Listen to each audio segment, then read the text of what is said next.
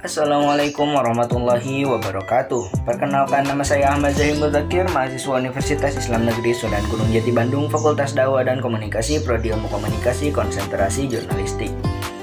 Teman-teman sekalian, ada beberapa teori komunikasi, 25 diantaranya akan saya jelaskan secara singkat dalam video kali ini. Yang pertama ada symbolic interaction theory, yakni teori yang membahas tentang asumsi bahwa manusia membentuk makna melalui proses komunikasi.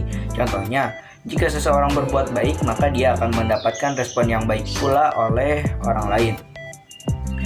Kemudian yang selanjutnya ada coordinated management of meaning, di mana pemahaman individu menciptakan makna dalam proses komunikasi. Contohnya dalam percakapan dua orang atau lebih, mereka akan saling mencari makna dari pesan-pesan yang ada. Kemudian yang selanjutnya ada expectancy violation theory, yang menyatakan bahwa setiap orang memiliki pengharapan perilaku nonverbal dari orang lain. Maka apabila perilaku nonverbal tersebut tidak didapatkan, maka akan terjadi pelanggaran harapan. Contohnya, jika seorang anak mendapat nilai yang bagus, dia ingin mendapat pujian dari orang tuanya, namun dia tidak mendapatkan respon yang diinginkannya. Yang selanjutnya ada teori social penetration theory, yaitu proses ikatan yang menggerakkan sebuah hubungan dari superficial menjadi lebih intim. Contohnya, ketika seseorang berkenalan, pasti mereka bukanlah orang yang sudah mengetahui satu sama lain, namun dengan perkenalan mereka bisa menggali informasi yang lebih dalam mengenai orang tersebut. Kemudian ada uncertainty reduction theory, yang membahas mengenai strategi untuk mengurangi ketidakpastian kognitif dan perilaku dengan pencarian informasi melalui komunikasi dengan orang lain. Misalnya, dalam wawancara beasiswa, kita sering memikirkan apa sih yang akan ditanyakan oleh si pewawancara. Kemudian ada yang selanjutnya communication privacy management theory. Teori ini didesain untuk membahas isu-isu kehidupan sehari-hari. Contohnya seperti seseorang yang biasa menceritakan masalah pribadinya kepada sahabatnya, seperti itu. Oke teman-teman, yang selanjutnya ada cognitive dissonance theory, yang membahas mengenai perasaan ketidaknyamanan seseorang diakibatkan oleh pemikiran, sikap, dan perilaku yang tidak konsisten dan memotivasi seseorang untuk mengambil langkah mengurangi ketidaknyamanan tersebut. Contohnya, seseorang yang tetap merokok, seorang perokok aktif tetap merokok walaupun ia paham bahwa merokok tersebut dapat mengganggu kesehatannya. Kemudian ada relational dialectic theory, yang menggambarkan suatu hubungan yang terjadi dalam kehidupan manusia sebagai proses yang konstan dan bergerak. Dalam berhubungan, ada kecenderungan saling menentang satu sama lain karena memaksakan suatu keinginan atau kehendak masing-masing. Nah, kemudian yang selanjutnya ada self-disclosure theory, yang merupakan proses mengungkapkan informasi pribadi seseorang kepada orang lain maupun sebaliknya. Contohnya, ada seseorang yang mengetahui kelebihan dan kekurangan dirinya dan ia menceritakan kelebihan dan kekurangannya itu terhadap orang lain. Kemudian ada teori groupthink. Groupthink ini merupakan suatu teori pengambilan keputusan yang terjadi pada kelompok yang sangat kohesif, di mana anggota-anggotanya berusaha mempertahankan konsensus kelompok sehingga kritisasi tidak efektif lagi. Contohnya, ketika suatu kelompok berdiskusi dan mendapatkan suatu keputusan, biasanya suatu kelompok setuju dengan keputusan yang sudah didapat tanpa mengkritisasi keputusan tersebut. Yang selanjutnya ada symbolic convergency theory.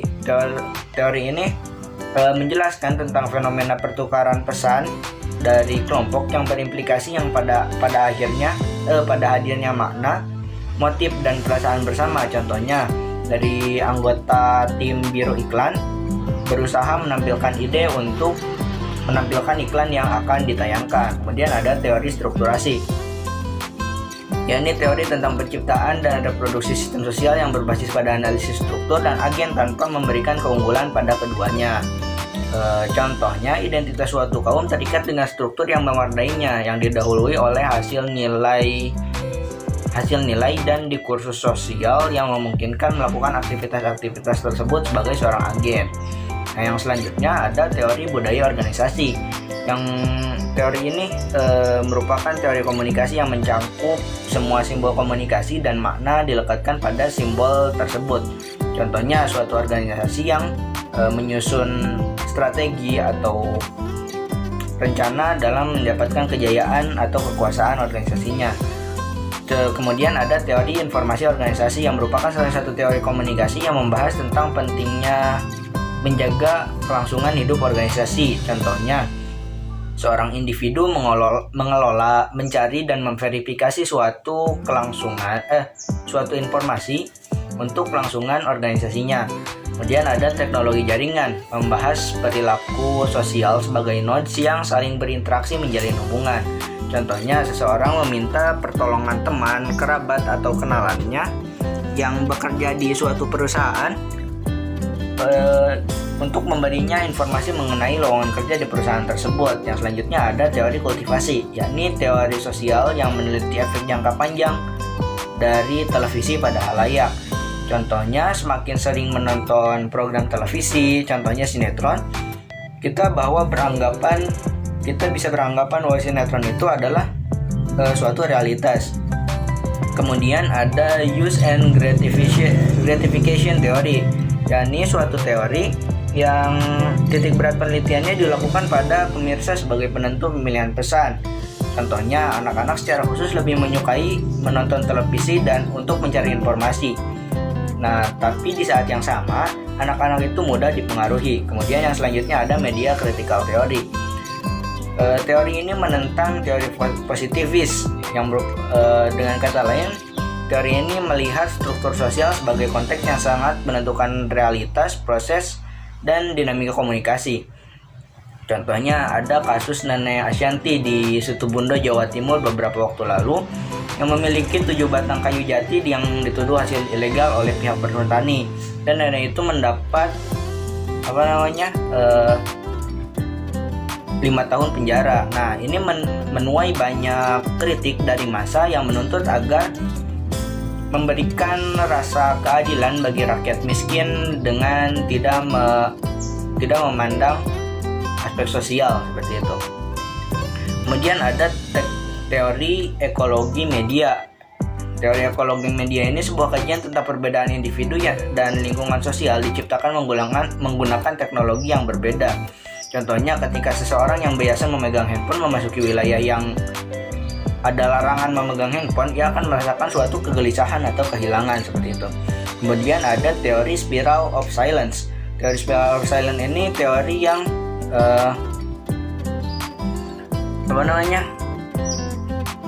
berkaitan dengan opini masyarakat antara masyarakat mayoritas dan minoritas. Contohnya seperti kasus beberapa tahun lalu tentang Ahok yang menistakan agama.